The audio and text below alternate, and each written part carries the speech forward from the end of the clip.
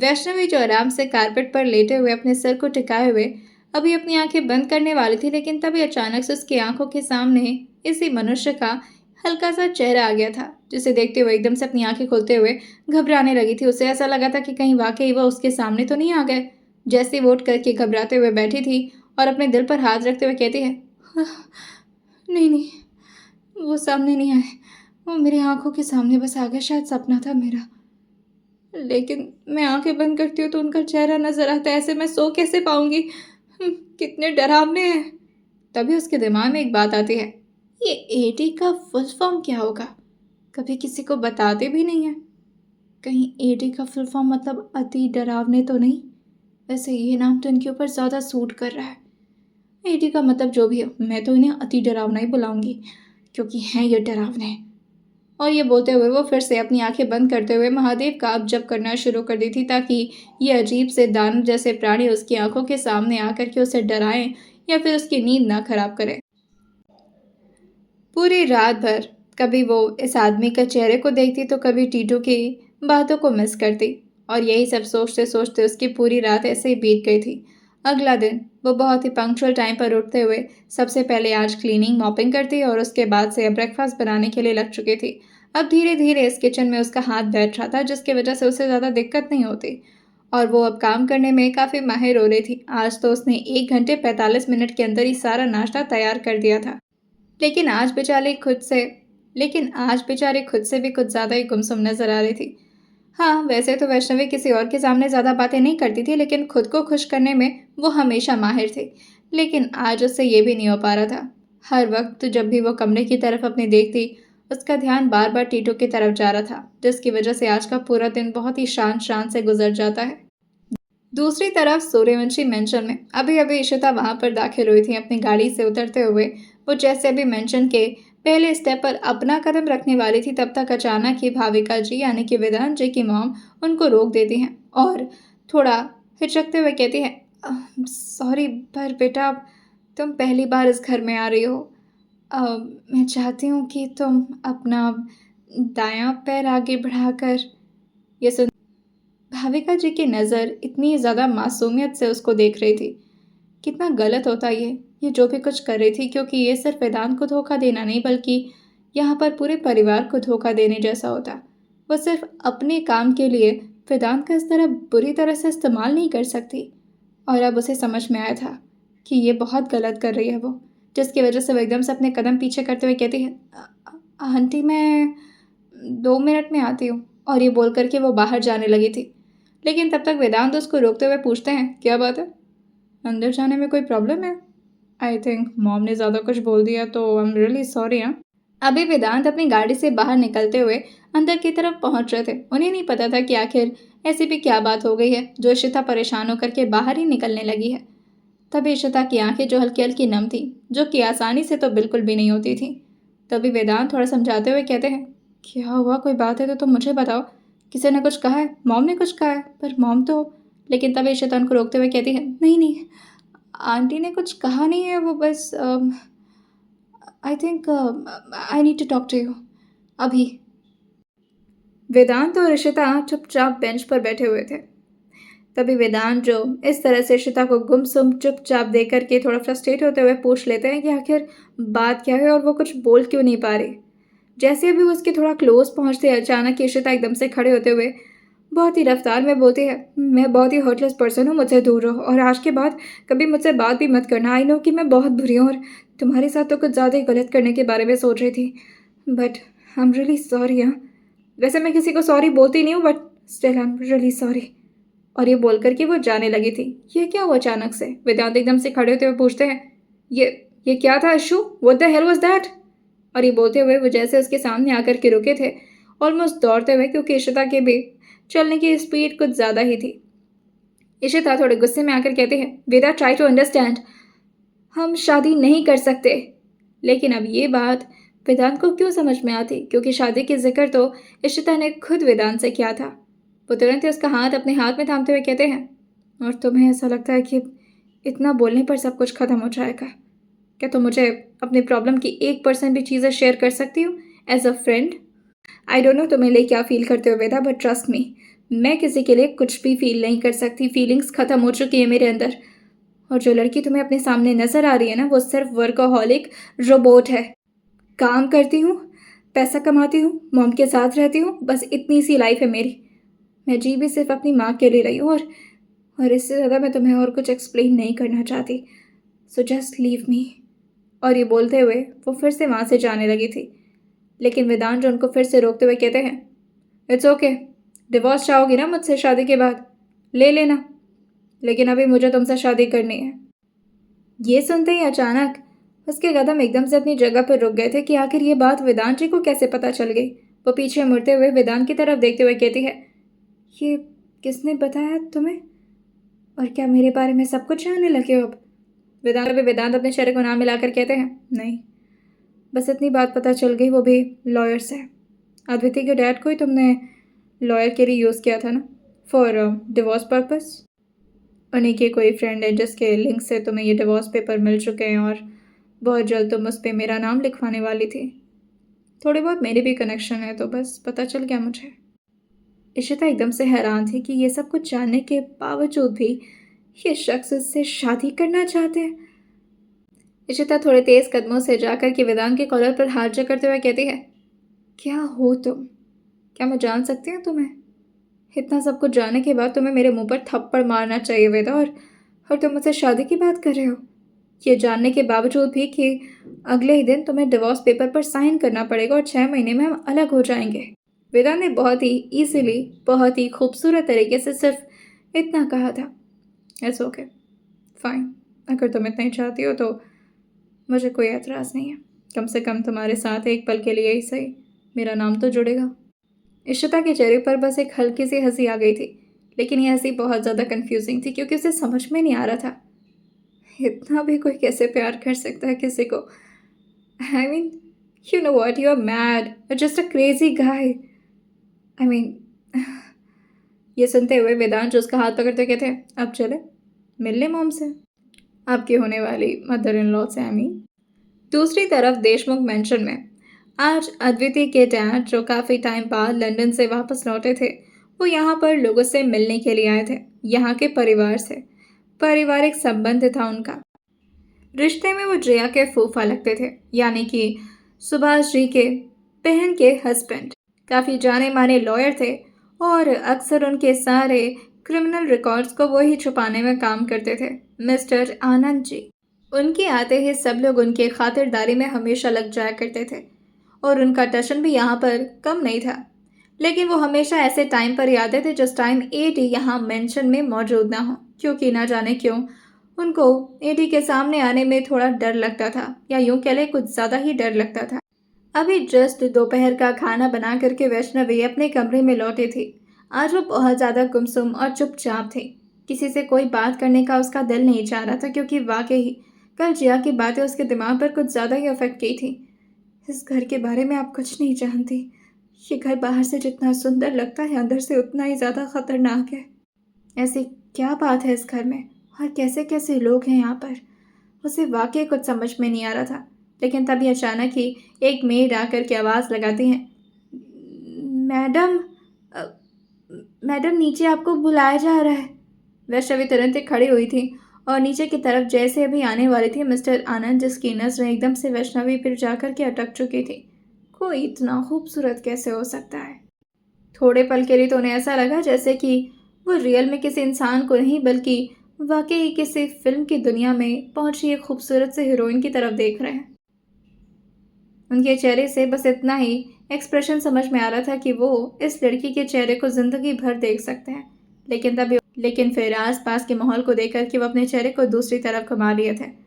यहाँ संगीता जी वैष्णवी के हाथ को थोड़े जोर से पकड़ते हुए अपनी तरफ उसे खींचते हुए कहती हैं, इधर आओ, इनसे मिलो, ये हैं आनंद भाई साहब, हमारी परिणीति दीदी हैं, हमारी ननद लगती हैं, उन्हीं के हस्बैंड हैं, चलो पैर छो इनके।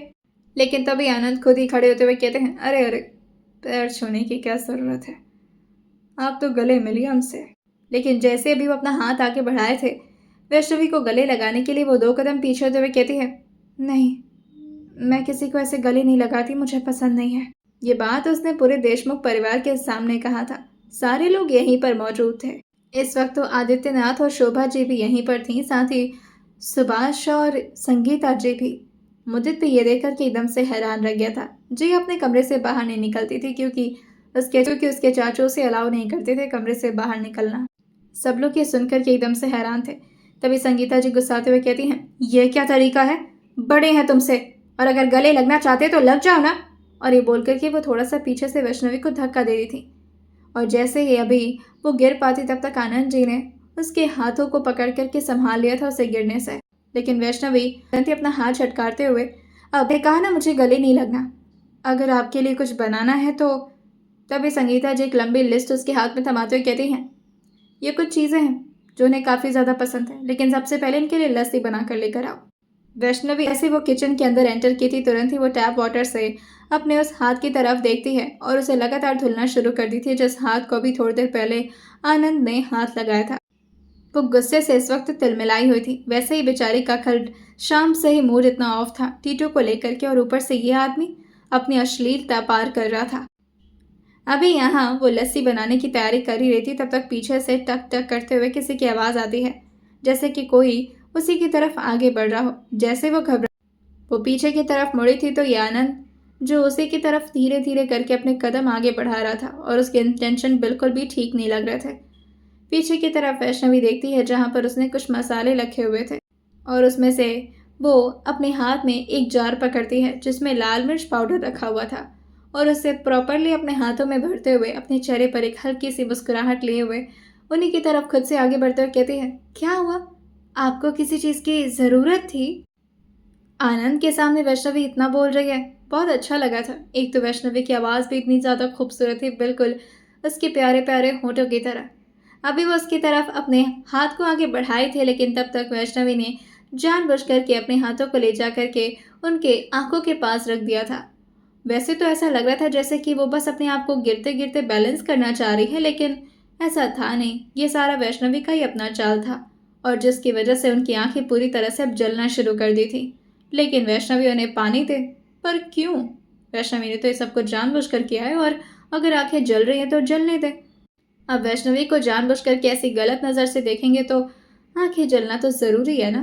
ऊपर से वो इतनी मासूम बन करके पूछे भी जा रही थी, क्या हुआ, आपको दिक्कत हो रही है क्या?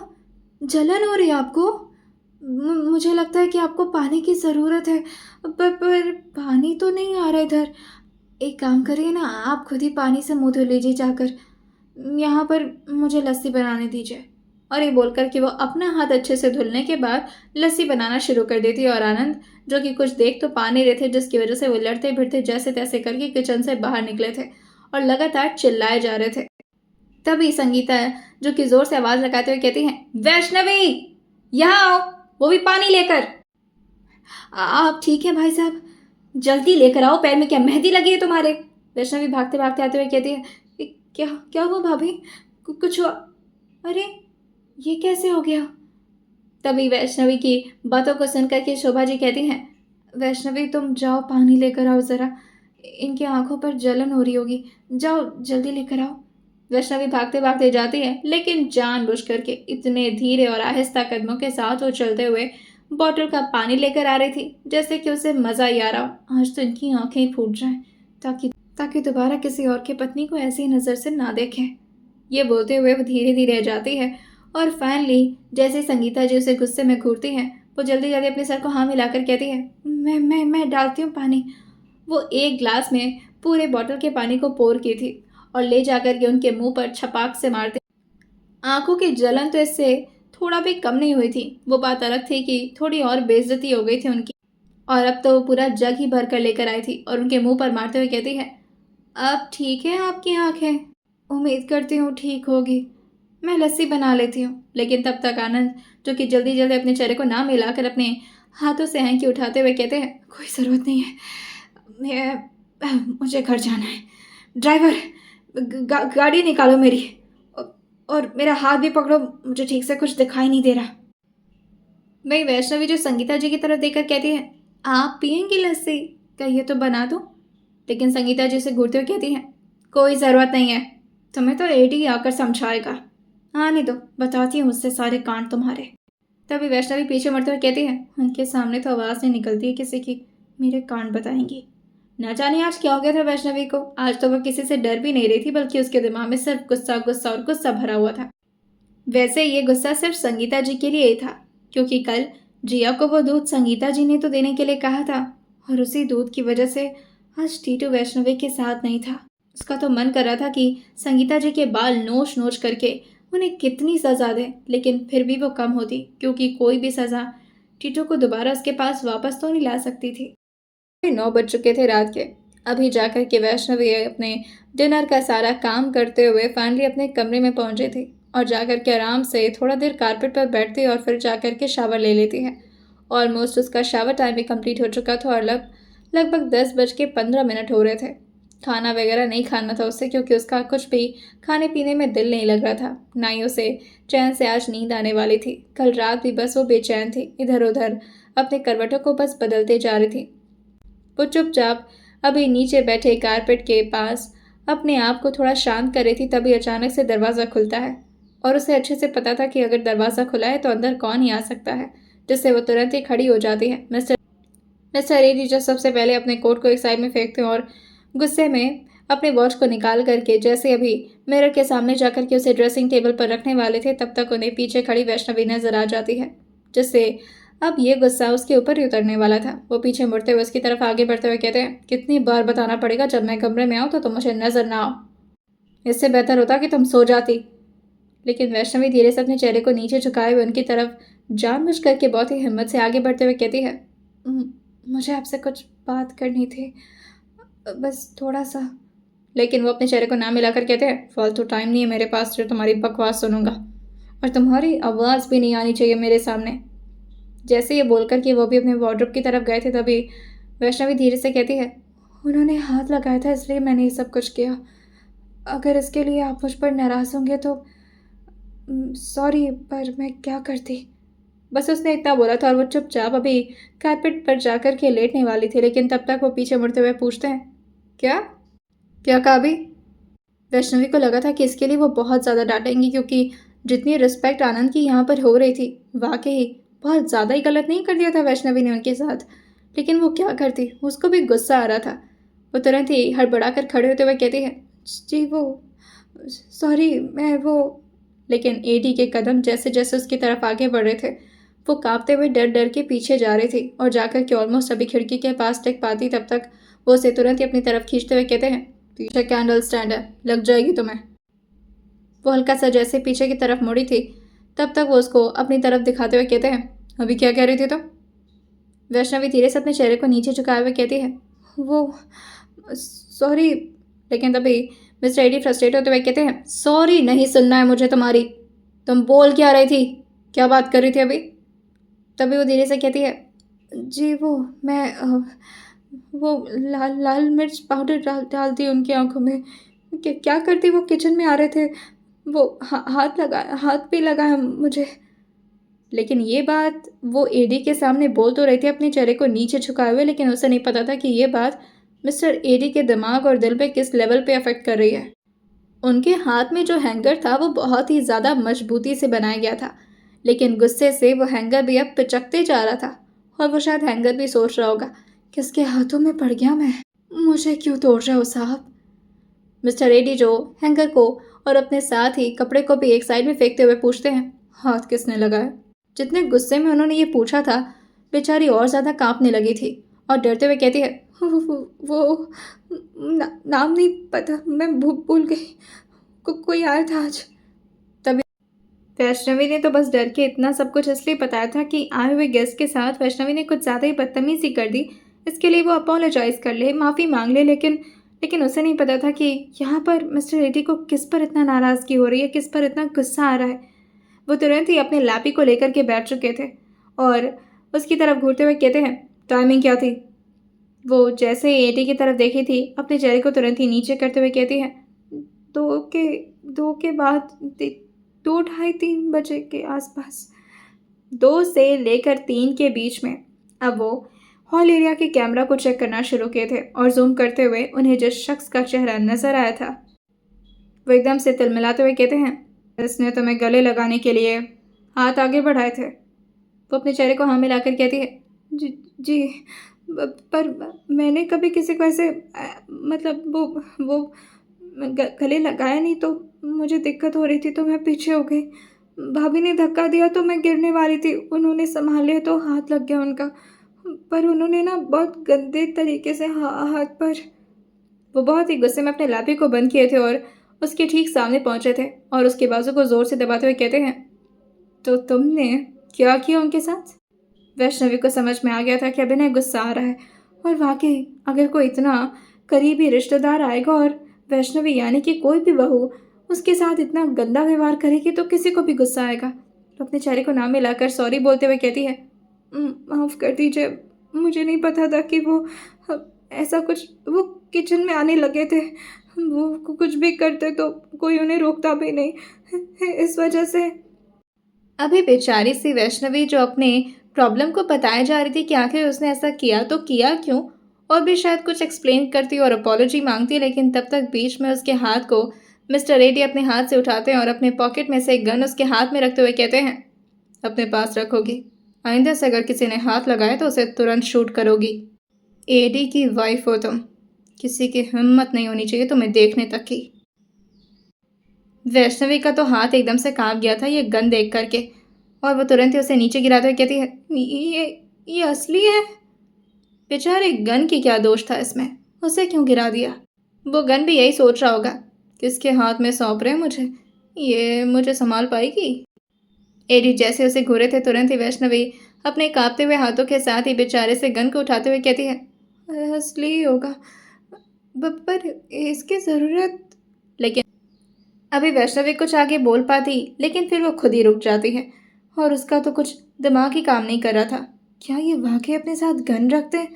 और अब तो मुझे भी दे दिए, मैं इस गन का क्या करूँगी? मुझे किसको मारना है? इसको तो देख करके मुझे खुद हार्ट अटैक आ जाएगा। वो बेचारी उस गन को लेकर एक कारपेट पर सोने वाली थी, तब तक गुस्से में एक आवाज़ उसके कानों में पड़ती है, तुम क्या उसे पिलो समझ रही हो जो उसे अपने साथ लेकर सोओगी? ले जाकर वार्डरोब में रखो। ये सुनते ही वो जल्दी जल्दी खड़े होकर के अपने साइड के वार्डरोब को खोलती है और उसी में उस गन को ऑलमोस्ट छुपाते हुए जाकर के चुपचाप अब सो गई थी। वहीं लेटे हुए वैष्णवी जो खुसर खुसर खुद से ही बातें किए जा रही थी, अब कमरा बिल्कुल शांत था जिसकी वजह से उसकी हल्की फुल्की भी आवाज़ सुनाई दे रही थी मिस्टर रेड्डी। ऐसा क्यों किया इन्होंने? चाहते तो मुझे डांट भी सकते थे, ये क्या कोई पनिशमेंट था? मेरे हाथ में बंदूक ही थमा दी, मैं नहीं किसी को मार पाऊंगी। मेरे नाजुक नाजुक प्यारे प्यारे हाथ। वो तो मैंने लाल मिर्च पाउडर डाल दिया आंखों में, क्योंकि मैंने सीरियल में देखा था लड़कियां ऐसे ही करती हैं। गन नहीं चला पाऊंगी मैं। तुम्हें सोना है या फिर कुछ और काम दो तुम्हें?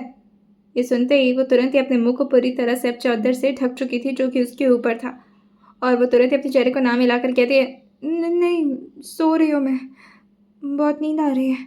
और ये बोल करके उसने अपनी आंखें भी बंद कर ली थी। आइए जानते हैं आने वाले एपिसोड में क्या होने वाला है, और सुनते रहिए Soul Bride of Devil Mafia सिर्फ और सिर्फ स्टोरी विद सौम्या के साथ।